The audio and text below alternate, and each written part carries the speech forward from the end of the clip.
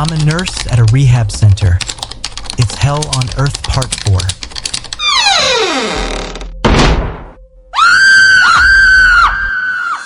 After Sinclair's announcement to the nurses, an entire month went by, and in that amount of time, 14 patients committed suicide. And as a result, 14 nurses were consumed by Sinclair's shadow.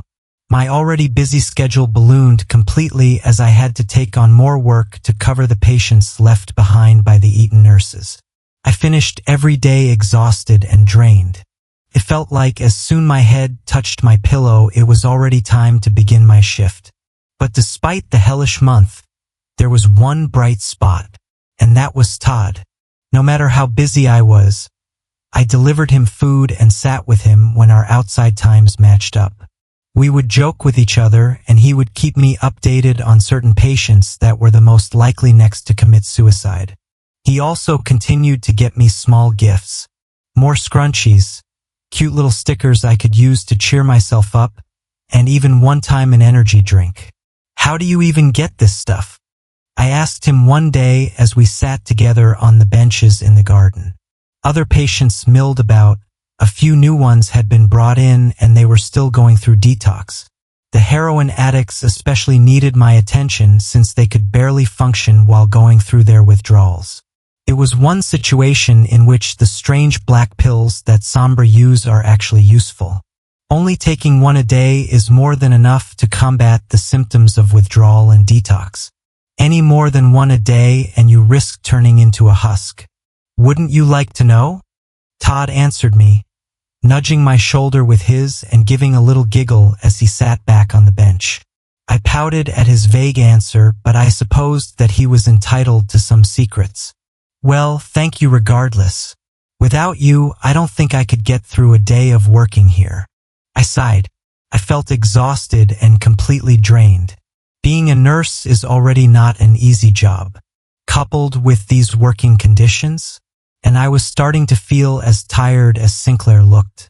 "I'm sure you would. You're a tough girl. Red?" he said as he fiddled around with his empty juice box.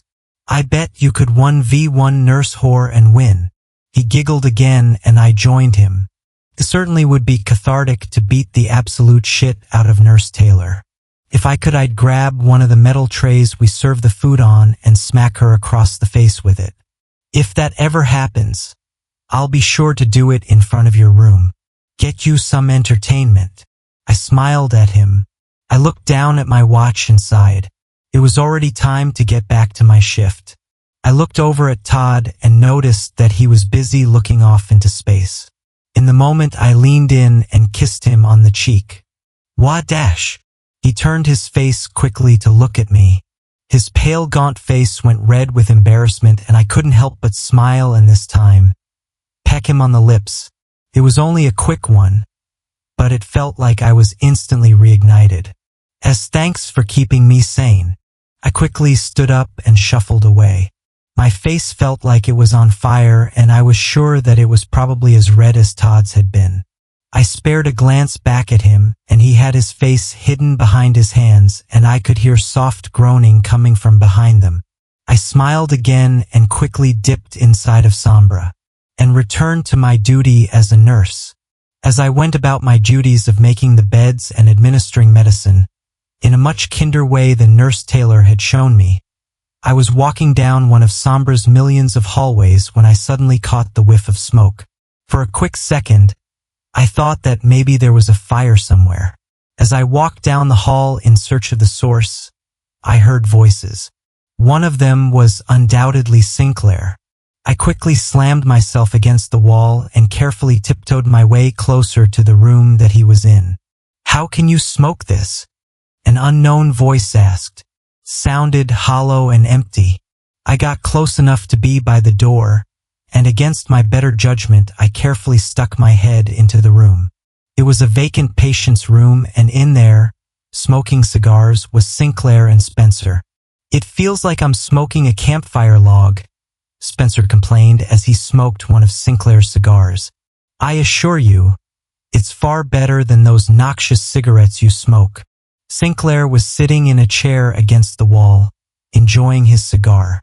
Spencer had his back to me with his hood down and puffs of smoke emerging from him as he sputtered and coughed. "At least mine can taste like mint," Spencer huffed as he took a few more puffs of the cigar. He took a seat on the bed, and as he turned to do so, I quickly had to cover my mouth and pull my head back out into the hallway. Spencer's entire lower face had no skin or muscles to speak of, and the hand that was holding the cigar up to his face was completely devoid of skin as well. He was almost completely skeletal, and yet he was completely fine. He was talking, smoking, and seemed to not have a care in the world. "So, how is the project I asked you to work on?" Sinclair asked. This got my attention, and despite how freaky Spencer looked, my curiosity pulled my head back to peek into their room. "I didn't just call you here to smoke with me and inject my patients with more of your drugs." Sinclair exhaled smoke from his nose and waited for Spencer to answer. The partially skeletonized man gave up on his cigar and crushed it against the stone walls of the room. "Well, I can be ready for an actual test in a few days. The samples you provided me with decay incredibly quickly, so I'll require more if we are to do an actual test," Spencer explained, reaching into his pocket and pulling out a box of cigarettes. "It won't be easy. It's already annoyed that we're even doing these tests to begin with. Feels like I'm going to replace it." Sinclair sighed, leaning back against the chair and suddenly taking notice of me. "What do you want, woman?" He scared me by how suddenly he saw me spying on him. Caught completely off guard, I had to make up the most convincing lie I could think of. "Nurse Taylor sent me to see if there's anything you might need, sir." I held my breath waiting for his response, and whether or not I was about to be consumed by his shadow. But to my relief, he just let out an annoyed sigh and waved me away. "We don't need anything. Go and try to make yourself useful somewhere else." I nodded quickly. I looked over to Spencer to see if he would react in any way to my seeing him like this.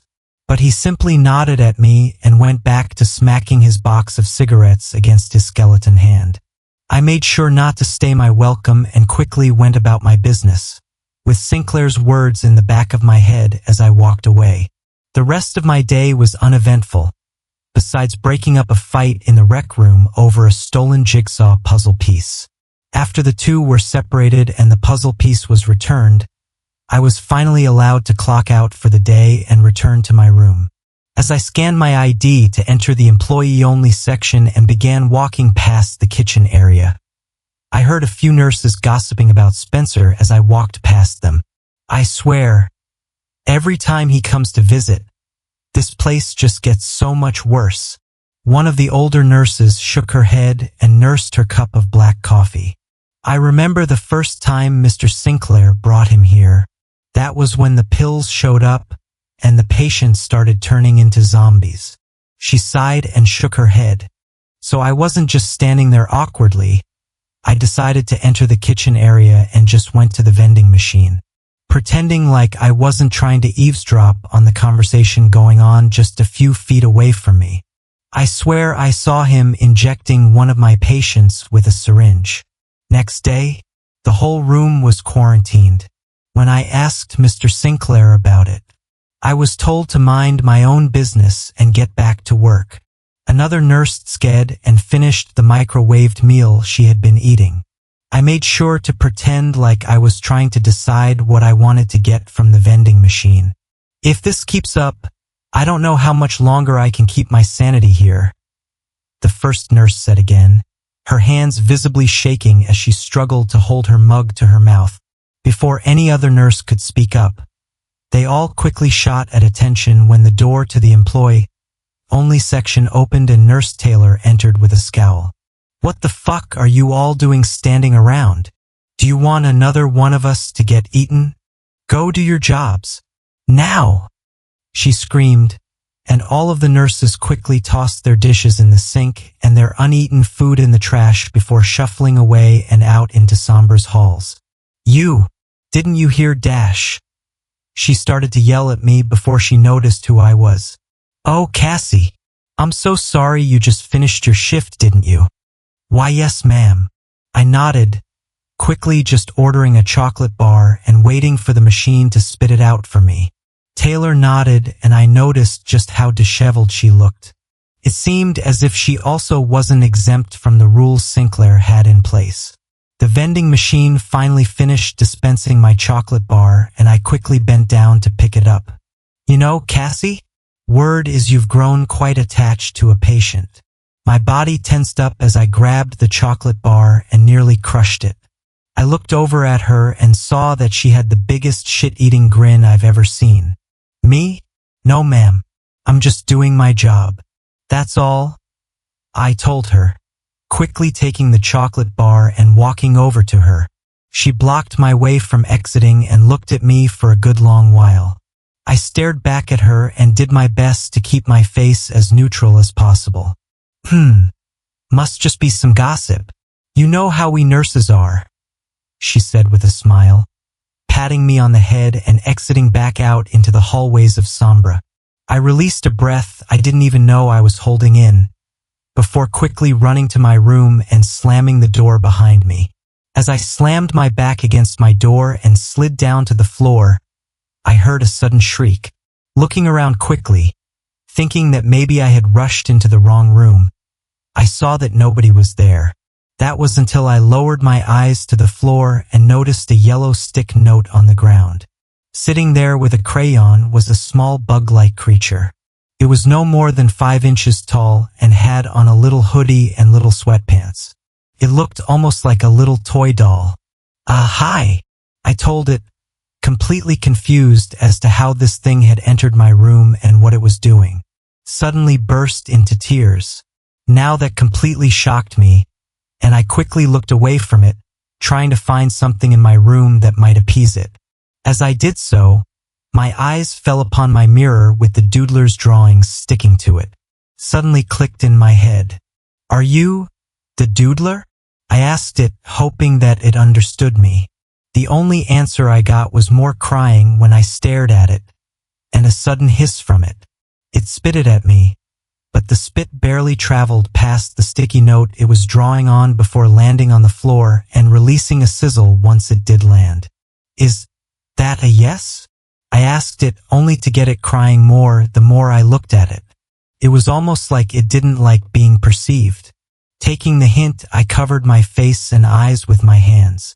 The crying suddenly stopped, and I heard what sounded like a crayon scribbling. After a few more moments, I heard what sounded like a fly buzzing.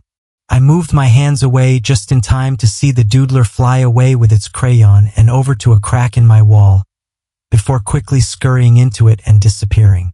So it's a doodlebug? I asked myself, as I walked over and picked up the sticky note that the doodlebug had left for me. It sent a chill down my spine as I stared at it.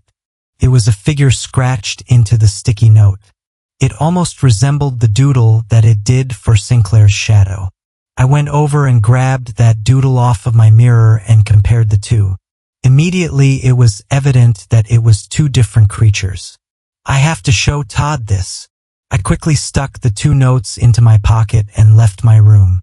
Walking down the halls toward Todd's room, my head was spinning with so many questions. What was Sinclair's goal here? What was Spencer's role? What the hell was that doodlebug? All these questions were in my head as I knocked on Todd's door and waited for him. He opened the door, and immediately I could tell he was excited to see me. I quickly entered his room and he closed the door behind him.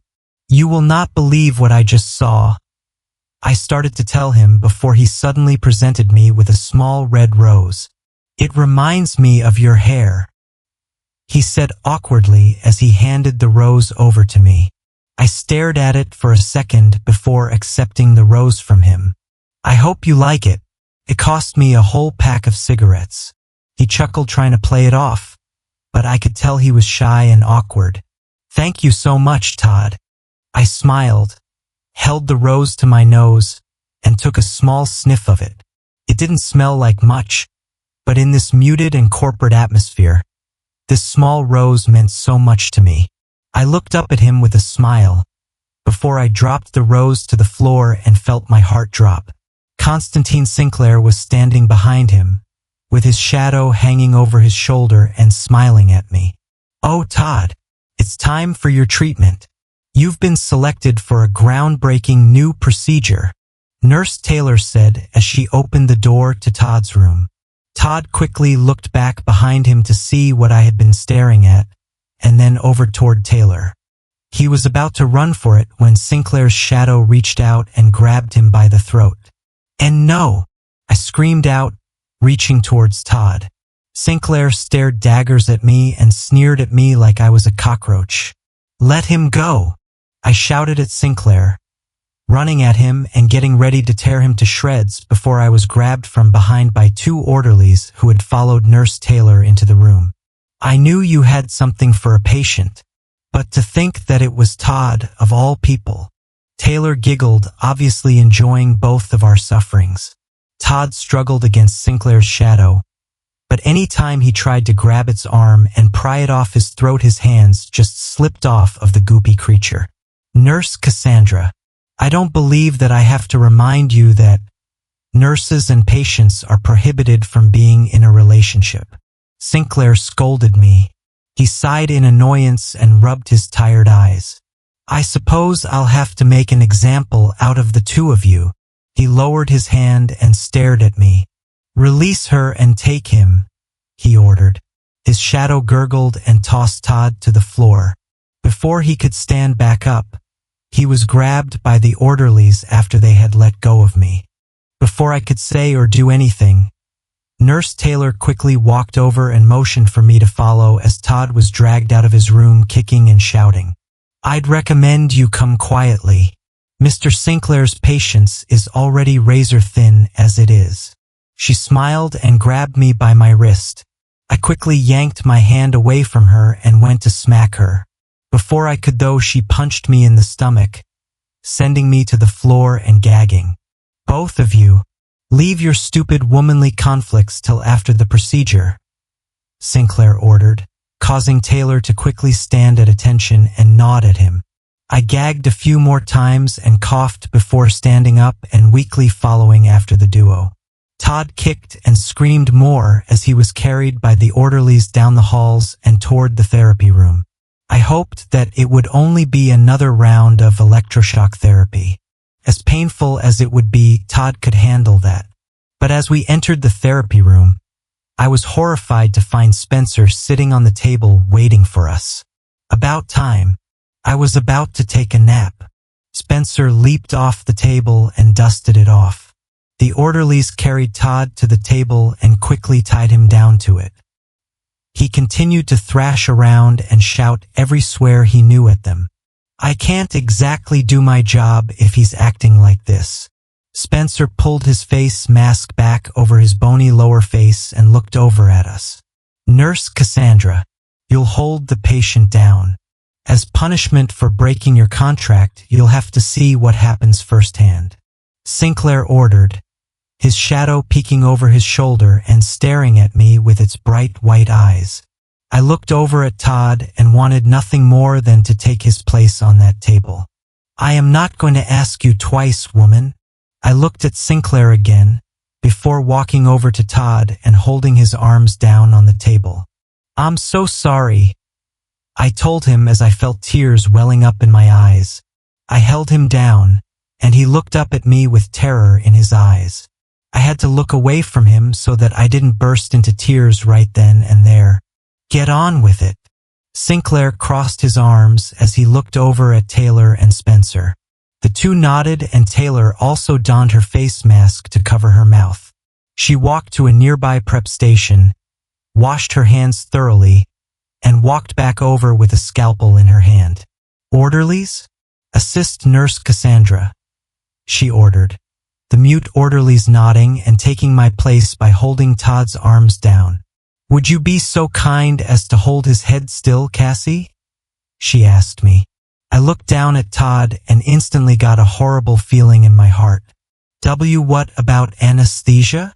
I asked feebly, to which she giggled underneath her mask and motioned with her scalpel for me to get on with it. I looked down at Todd and he looked up at me.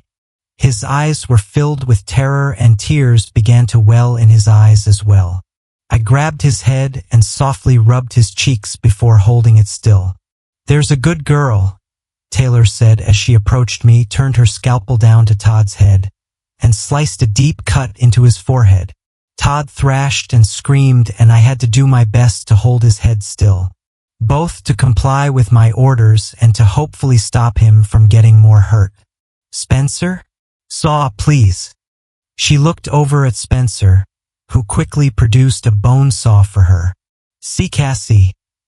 Please help," Todd cried out as Taylor whirred the saw to life. I had to shut my eyes and squeeze his head as Taylor cut into his skull. The fact Todd didn't pass out from the pain alone is extraordinary, but I truly wish that he could have. After Taylor had cut into his skull, she removed the bone fragments, and I opened my eyes to see that a section of Todd's brain was exposed. "Alrighty, I'm up," Spencer declared, reaching into his hoodie pocket and producing a syringe with a deep black liquid swirling around inside of it. Spencer leaned down and stuck the needle into Todd's brain, before pressing down on the plunger and injecting Todd with it. I had let Todd's head go and was now back to holding his arms as the orderlies backed away. "Cassie, help!" Todd choked out as he cried uncontrollably. As he did so, his tears began to change into black goop-like liquid, the same that Sinclair's shadow was made out of. As soon as Spencer had injected the entire syringe, Todd let out an agonizing scream as more of the liquid began to leak out of his eyes and now out of his mouth. He thrashed around and screamed as his body began to twist and crack. "That doesn't seem normal." Spencer backed up from Todd and put some distance between the two of them.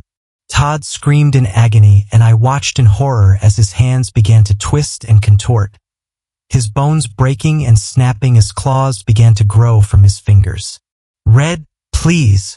Todd screamed as his face began to turn black and his teeth began to fall out of his mouth, replaced by 4 long canines that descended from his face. I watched in horror and began to cry uncontrollably as I watched the only friend I had in Sombra begin to change before my eyes. "I'm so sorry, Todd," I cried out, tears flowing uncontrolled as I continued to hold Todd's arms down. As I continued crying, I suddenly felt a hard smack across my face. A smack so hard that it sent my glasses flying off of my face and towards God knows where. Letting go of Todd's arms, I held my stinging cheek and looked over at the culprit. "Stop your crying, you stupid bitch," Sinclair ordered of me. His shadow was staring at the whole spectacle with nothing but glee in its bright white eyes. Todd continued to thrash on the table as the blackness spread across his body, twisting and contorting him. It stretched his body out and broke countless bones. He thrashed so violently that the restraint holding him down to the table snapped off and he was able to roll off the table and land on the floor. "R.E.D." He coughed out as he rolled around on the floor, screeching as large spikes emerged from his back, his arms breaking and growing longer. His face was completely swallowed by the black goop and now he resembled Sinclair's shadow. But he was far more terrifying. Even Nurse Taylor began to back up from Todd as he started to stand back up. Todd had gone from about 6 feet tall to almost 8 feet tall. But as he tried to stand straight up, his spine snapped in the middle and forced him back down on all fours. "Todd!" I whimpered as I stared at the horrible creature he had become. It was like something from my worst nightmare, and here he was in front of me. The creature that was once Todd panted softly, gurgling like it was drowning with water in its lungs. It tried to take a few steps forward only for its legs to snap off at the ankles and remain where they were. But as it put them back on the floor, they simply regrew back. Much less than ideal, I'm afraid. It doesn't seem to have retained any intelligence. Sinclair sighed as he reached into his suit pocket and pulled out a cigar from it. "I suppose we can run some tests on it." He shrugged. placing the cigar in his mouth, and his shadow quickly produced a match to light it. R.E.D. The Todd creature gurgled out, before letting out a loud screech and reaching out to bite the head off of one of the orderlies. I let out a scream as tears still streamed down my face. I backed away from the Todd creature as it devoured the orderlies completely. Mr. Sinclair, sir? I believe we have.